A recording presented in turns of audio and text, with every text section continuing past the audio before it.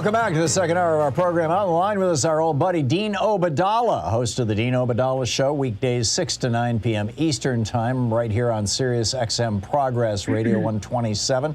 He's a columnist for the Daily Beast. deanofradio.com is his website. You can tweet him at Dean Obeidallah, kind of intuitive. and of course on SXM Progress.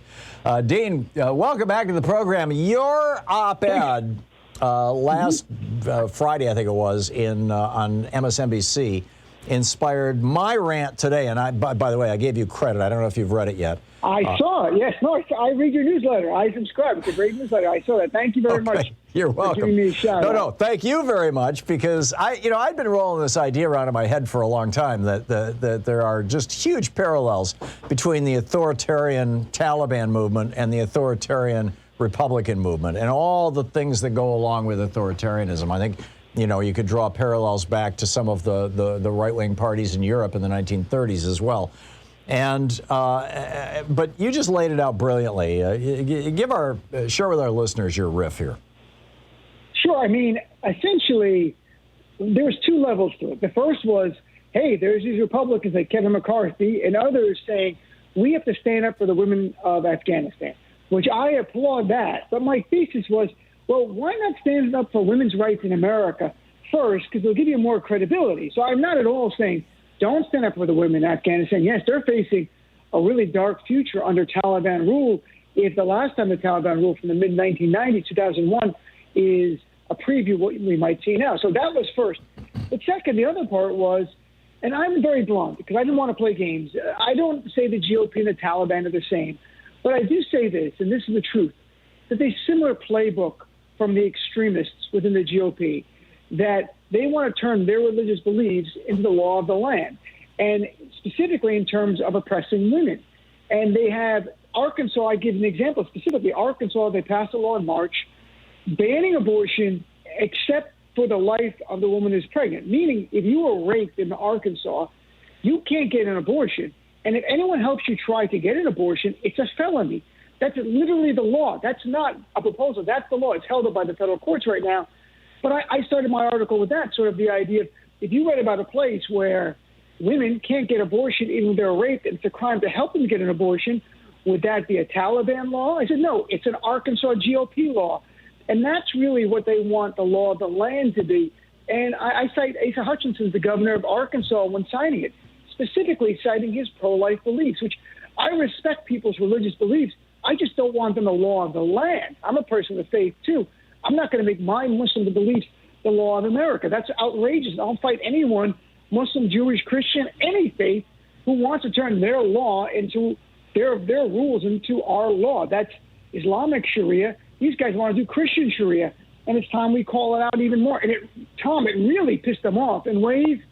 There were op-eds written against me in Fox News, Town Hall, the Washington Examiner today. Their editorial board, not the op-ed, their editorial board attacked me for writing this, the Catholic League and others.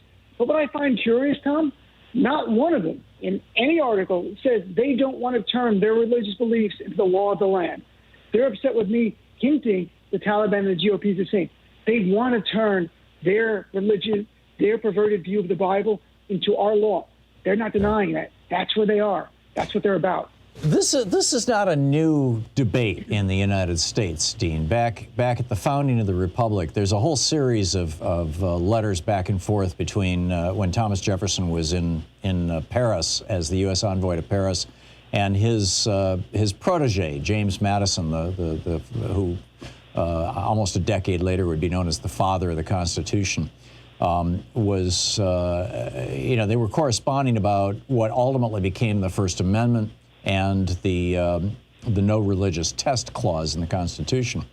And Jefferson's fear was that priests could become politicians, and that and he was in favor of religious figures being barred as long as they held a religious office being barred from public office. And Right. Madison, who was, and of course Jefferson was basically an atheist, he was a deist. Madison, on the other hand, was either a Presbyterian or a Congregationalist. He was, kind of one of these kind of plain vanilla Christian guys, but he was very into his Christian faith. And Madison was not concerned about that. He figured that we would be able to control priests in political office. He was concerned about the corruption of the church by government. In other words, Jefferson was afraid that government would be corrupted by the church. Madison was afraid that the church would be corrupted by government, so much so that when he became president in 1811 or 1809, the first veto that James Madison issued, the George Washington administration had started a poorhouse in Washington, D.C. for the poor. It was paid for with federal funds. And it housed them, it clothed them, it fed them, and it gave them medical care. And Wow. and during the Madison administration, so welfare in the United States, socialism goes back to George Washington. But in the Madison administration, here we now, he's the fourth president, the Congress had passed a law that took control of that poorhouse out of the hands of the federal government and put it in the hands of a local church, and with the federal government paying the church to do it. In other words, kind of subcontracting it. That was Madison's first veto. And he vetoed it, saying that it would establish a precedent of the federal government giving money to religious organizations which could destroy religion, which would corrupt religion. And I think you could argue we have both. You've got all these religious organizations that are taking piles of money from political sources and whatnot. And at the same time, you've got all these religious folks inside government. Which do you think, so I think both of their nightmares came true. And both of them were trying to reassure the other, oh, your idea is never going to happen. They were both right, they were both wrong. But how is it worse, Dean? I know that you're far more finely, acutely aware of this than I am, given the fact that you're Muslim and, after 9/11, this just, you and so many other people, of your faith had a bullseye on your back, essentially, at least a political one. Your thoughts on that debate and how it's playing out today? Well, yeah, I always think of Thomas Jefferson's famous letter to the ministers talking about the absolute wall between church and state that he envisioned. And to me, that really was giving you a sense of what he believed the First Amendment was going to be and what it should be.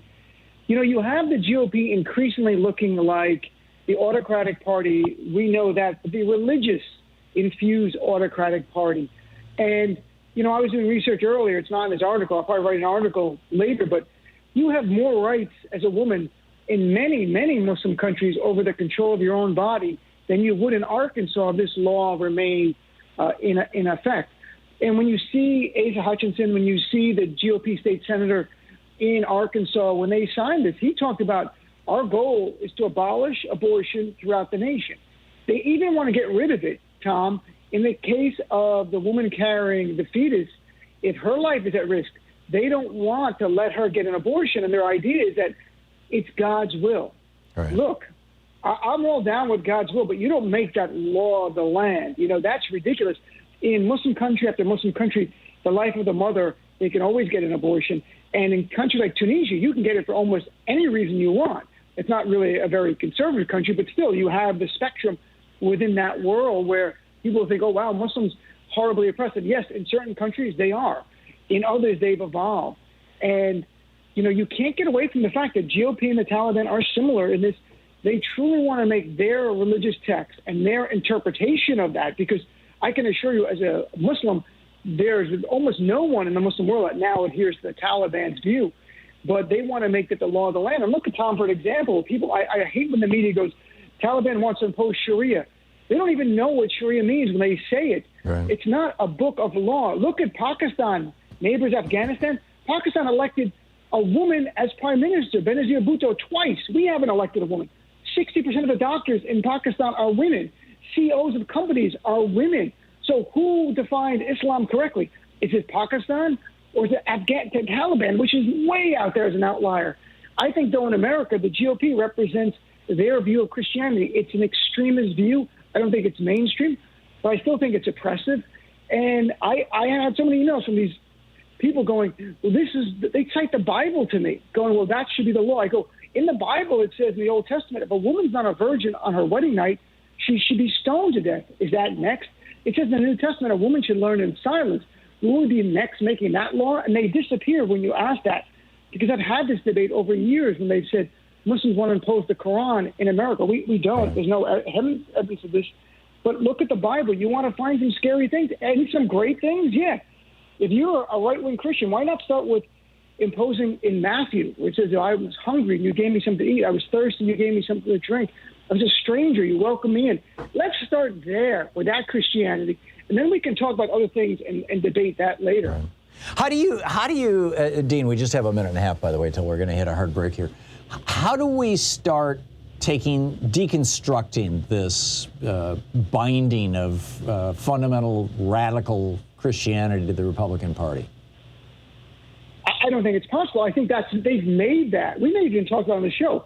At one point, the pro-life movement wasn't a part and parcel of the GOP and turning that religious belief into the law of the land. But the GOP continues down that path. And like with most things, the GOP becomes more extreme. At one point, Tom, we all know this, they were okay with 3 exceptions for abortion: rape, incest, the life of the mother. Now they're down to 1, the life of the woman who's pregnant, and now they're moving to even ban that because of God's will. I'm not kidding. So the GOP is becoming more and more extreme. It won't end with abortion. It can't. And it's going to be a dark day for the women of America where they have less rights simply because of their gender. Like in Afghanistan, it's a crime to be born a woman. I hate to think in America that's where we're heading. If Roe versus Wade happens, you're a woman in a red state, it will be a crime to be a woman because you will literally have less rights in your red state than you will in a blue state. That's why abortion can't be states' rights. Yeah, not so much literally a crime as you're simply less than fully human. That's what I mean by that. Under the eyes of the law. You're already suffering. And as I note in my article, these Republicans about women's rights, Tom, we had Kevin McCarthy and others voted against the Violence Against Women Act, voted against equal pay 2 months ago. All of them. Start there, Republicans. Show us you care about women, gender equality, and protecting women and their control of their body by fighting for America's women. How about that first? Yeah, there you go. And in my opinion, that's just the tip of the iceberg, too. So Dean Obeidallah, the great Dean Obeidallah, deanofradio.com. You can listen to him on, hang on just a second here. I'm going to get stepped on. Hang on. This is the Thom Hartmann Program. You can listen to him on SiriusXM every day, 6 to 9 p.m. Eastern Time, channel 127, SiriusXM Progress. Thank you, Dean. Thanks, Tom. Good talking with you.